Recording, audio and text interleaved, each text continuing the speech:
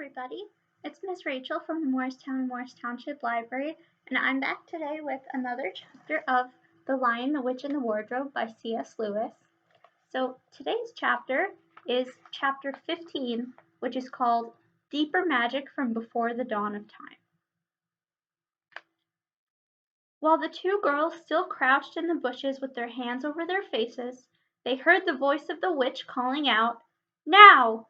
Follow me all, and we will set about what remains of this war. It will not take us long to crush the human vermin and the traitors now that the great fool, the great cat, lies dead." At this moment, the children were for a few seconds in very great danger. For with wild cries and a noise of skirling pipes and shrill horns blowing, the whole of that vile rabble came sweeping off the hilltop and down the slope, right past their hiding place. They felt the spectres go by them like a cold wind, and they felt the ground shake beneath them under the galloping feet of the minotaurs, and overhead there went a flurry of foul wings and a blackness of vultures and giant bats. At any other time they would have trembled with fear, but now the sadness and shame and horror of Aslan's death so filled their minds that they hardly thought of it. As soon as the wood was silent again, Susan and Lucy crept out onto the open hilltop.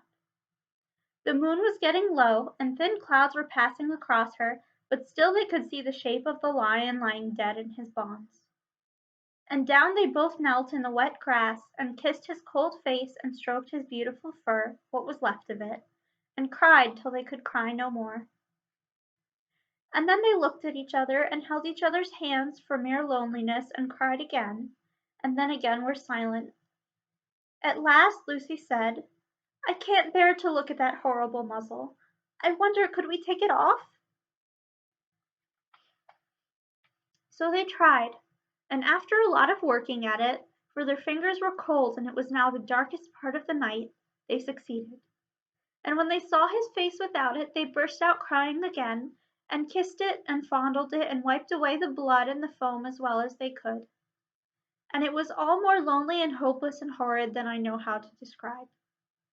"I wonder could we untie him as well?" said Susan presently. But the enemies, out of pure spitefulness, had drawn the cords so tight that the girls could make nothing of the knots. I hope no one who reads this book has been quite as miserable as Susan and Lucy were that night, but if you have been, if you've been up all night and cried till you have no more tears left in you, you will know that there comes in the end a sort of quietness. You feel as if nothing were ever going to happen again. At any rate, that was how it felt to these two. Hours and hours seemed to go by in this dead calm, and they hardly noticed that they were getting colder and colder. But at last Lucy noticed two other things. One was that the sky on the east side of the hill was a little less dark than it had been an hour ago. The other was some tiny movement going on in the grass at her feet. At first she took no interest in this. What did it matter? Nothing mattered now. But at last she saw that whatever it was had begun to move up the upright stones of the stone table. And now whatever they were moving about on Aslan's body. She peered closer. They were little gray things. "Ugh!" said Susan from the other side of the table. "How beastly! There are horrid little mice crawling all over him. Go away, you little beasts!" And she raised her hand to frighten them away. "Wait!" said Lucy, who had been looking at them more closely still. "Can you see what they're doing?" Both girls bent down and stared. "I do believe," said Susan, "but how queer! They're nibbling away at the cords." "That's what I thought," said Lucy. "I think they're friendly mice. Poor little things. They don't realize he's dead. They think it'll do some good untying him." And here's a picture of Susan and Lucy and the mice with Aslan's body, and you can see the mice are nibbling away at the cords.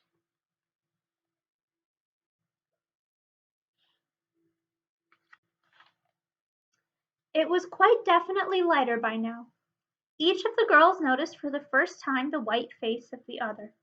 They could see the mice nibbling away, dozens and dozens, even hundreds of little field mice. And at last, one by one, the ropes were all gnawed through. The sky in the east was whitish by now, and the stars were getting fainter. all except one very big one low down on the eastern horizon. They felt colder than they had been all night. The mice crept away again. The girls cleared away the remains of the gnawed ropes. Aslan looked more like himself without them. Every moment his dead face looked nobler, as the light grew and they could see it better. In the wood behind them a bird gave a chuckling sound. It had been so still for hours and hours that it startled them. Then another bird answered it. Soon there were birds singing all over the place. It was quite definitely early morning now, not late night. "I'm so cold," said Lucy. "So am I," said Susan. "Let's walk about a bit." They walked to the eastern edge of the hill and looked down. The one big star had almost disappeared. The country all looked dark gray, but beyond, at the very end of the world, the sea showed pale. The sky began to turn red. They walked to and fro more times than they could count between the dead Aslan and the eastern ridge, trying to keep warm, and oh, how tired their legs felt. Then at last, as they stood for a moment looking out toward the sea and Cair Paravel, which they could now just make out, the red turned to gold along the line where the sky and the sea met, and very slowly up came the edge of the sun. At that moment they heard from behind them a loud noise, a great cracking, deafening noise, as if a giant had broken a giant's plate. "What's that?" said Lucy, clutching Susan's arm. I feel afraid to turn around," said Susan. "Something awful is happening." "They're doing something worse to him," said Lucy. "Come on." And she turned, pulling Susan round with her. The rising of the sun had made everything look so different. All colors and shadows were changed, that for a moment they didn't see the important thing. Then they did. The stone table was broken into two pieces by a great crack that ran down it from end to end, and there was no Aslan. "Oh! Oh! Oh!" cried the two girls, rushing back to the table. "Oh, it's too bad!" sobbed Lucy. "They might have left the body alone." "Who's done it?" cried Susan. "What does it mean? Is it more magic?" "Yes!" cried a great voice behind their backs. "It is more magic." They looked round. There, shining in the sunrise, larger than they had seen him before, shaking his mane, for it had apparently grown back again, stood Aslan himself. "Oh, Aslan!" cried both the children, staring up at him, almost as much frightened as they were glad. "Aren't you dead then, dear Aslan?" said Lucy. "Not now," said Aslan. "You're not asked Susan in a shaky voice. She couldn't bring herself to say the word ghost. Aslan stooped his golden head and licked her forehead. The warmth of his breath and a rich sort of smell that seemed to hang about his hair came all over her. "Do I look it?" he said. "Oh, you're real! You're real! Oh, Aslan!" cried Lucy, and both girls flung themselves upon him and covered him with kisses. And here's a quick picture of the broken stone table. "But what does it all mean?" asked Susan, when they were somewhat calmer. "It means," said Aslan, "that though the witch knew the deep magic, there is a magic deeper still which she did not know. Her knowledge goes back only to the dawn of time. But if she could have looked a little further back, into the stillness and the darkness before time dawned, she would have read there a different incantation. She would have known that when a willing victim who had committed no treachery was killed in a traitor's stead, the table would crack and death itself would start working backward. And now—" "Oh, yes! Now?" said Lucy, jumping up and clapping her hands. "Oh, children," said the lion, "I feel my strength coming back to me. Oh, children, catch me if you can."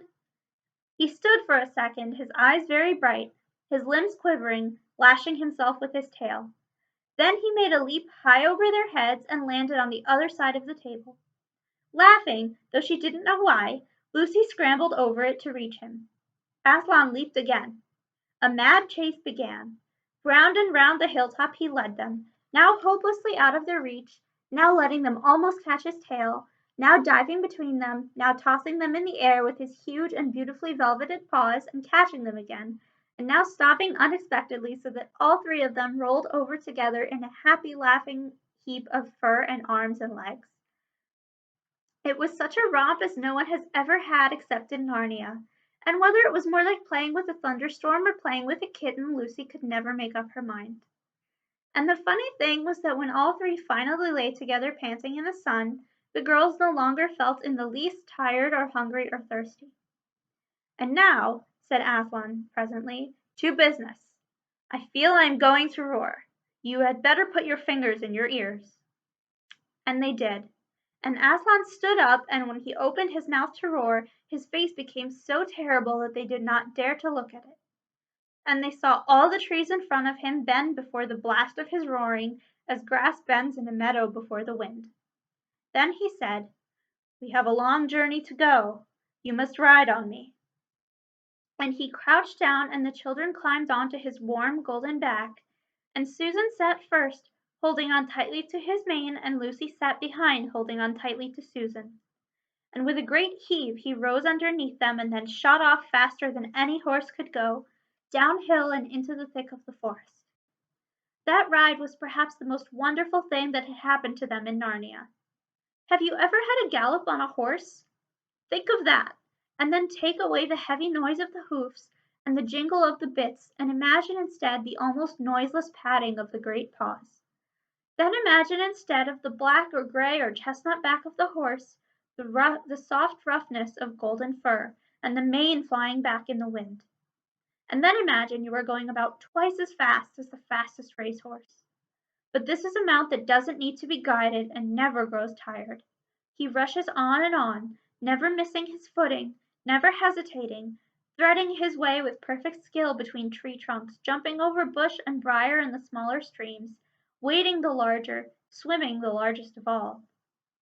And you are riding not on a road nor in a park nor even on the downs, but right across Narnia, in spring, down solemn avenues of beeches and across sunny glades of oak, through wild orchards of snow-white cherry trees, past roaring waterfalls and mossy rocks and echoing caverns, up windy slopes alight with gorse bushes, and across the shoulders of heathery mountains and along giddy ridges and down, down, down again into wild valleys and out into acres of blue flowers. It was nearly midday when they found themselves looking down a steep hillside at a castle. A little toy castle it looked from where they stood, which seemed to be all pointed towers.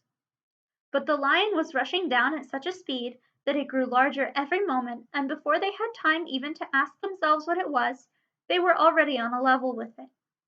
And now it no longer looked like a toy castle, but rose frowning in front of them. No face looked over the battlements, and the gates were fast shut. And Aslan, not at all slacking his pace, rushed straight as a bullet toward it. "The witch is home!" he cried. "Now, children, hold tight!" Next moment the whole world seemed to turn upside down, and the children felt as if they had left their insides behind them, for the lion had gathered himself together for a greater leap than any he had yet made, and jumped, or you may call it flying rather than jumping, right over the castle wall. The two girls, breathless but unhurt, found themselves tumbling off his back in the middle of a wide stone courtyard full of statues. And that's the end of the chapter. So I hope you guys enjoyed. Have a good day, and I'll see you next time for the next chapter. Bye, everybody.